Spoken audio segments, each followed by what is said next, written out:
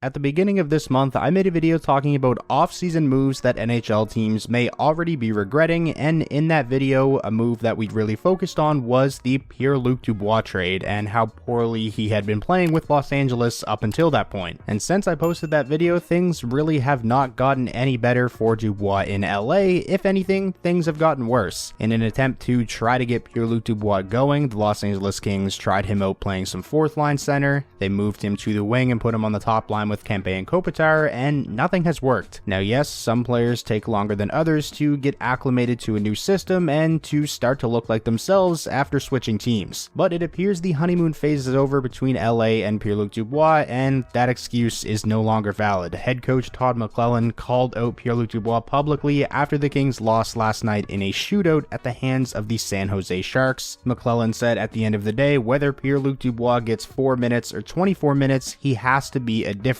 maker. And with or without the puck, we've gone through this long enough, it's time. The Los Angeles Kings obviously got off to a fantastic start to the season, especially on the road, but as of late, the team has struggled. They've won just 2 games out of their previous 10. In my opinion, early on this season, when the Los Angeles Kings were performing really well, it sort of overshadowed Pierre-Luc Dubois' struggles with his new team, and you had people saying, well, sure, he's not playing well, but it doesn't matter, the Kings are winning games anyways. But now that the Los Angeles Kings are struggling, Pierre-Luc Dubois' struggles have become more of a talking point. Dubois is in just the first season of an 8-year extension that he signed with the Los Angeles Kings after the trade from the Winnipeg Jets, a contract extension that pays him $8.5 million per season, making him the 3rd highest paid player on the Kings. And again, it is just year 1 of that contract, but Pierre-Luc Dubois is not even close to being a top 3 player on the Kings right now. He's 8th on the team in scoring with just 19 points in 44 games. That is a career low for Pierre-Luc Dubois up until this point in terms of points per game. He's a team worst minus 13. I don't like to put a lot of stock into plus minus, but on a team like the Los Angeles Kings, who the 2nd worst plus minus on the team is minus 5, I think it's worth mentioning. Diving a little bit deeper, according to Evolving Hockey's model, Pierre-Luc Dubois is 3rd on the Los Angeles Kings in expected goals against per 60 minutes, and the only people with a higher expected goals against per 60 minutes are Jared Anderson-Dolan and Brandt Clarke. Brandt Clarke's only played 4 games, Jared Anderson-Dolan's only played 16. Dubois has never been known as a player really with a complete 200-foot game. In fact, oftentimes throughout his career, that's been the biggest knock against his game. So when Dubois isn't producing offensively, he's just not all that impactful, and I think that's what we're seeing this season with Los Angeles. I was somebody who was pretty critical about the Pierre-Luc Dubois trade, and especially the extension when it happened. This is a guy who, heading into the season, has a career high in points of just 63. Like I mentioned previously, he doesn't seem to put a lot of effort into the defensive side of the game, so I thought it was a massive risk committing all that money to Pierre-Luc Dubois over the next 8 seasons. He is just 25, and again, like I mentioned, we are just in the first year of an 8-year contract, but if this is just what Pierre-Luc Dubois is, if he is just an offensive-minded center who can,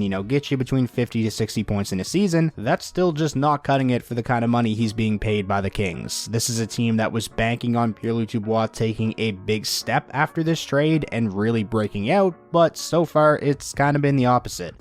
I'm interested to hear your guys' thoughts on this, especially if you're a fan of the Los Angeles Kings. Sound off down below in the comments. What do you think the biggest issue is with Pierre-Luc Dubois' game up until this point in the season with the Kings? What is your concern level? What are your expectations for Dubois for the remainder of the season? All that kind of stuff. Leave your thoughts down below. If you guys enjoyed this quick video and you want more like this on the channel throughout the week, then be sure to leave it a like. That's the best way to show your support. And most importantly, if this was your first time checking out the channel and you want NHL content just like this all year round, hit that subscribe button, and I will talk to you all again soon.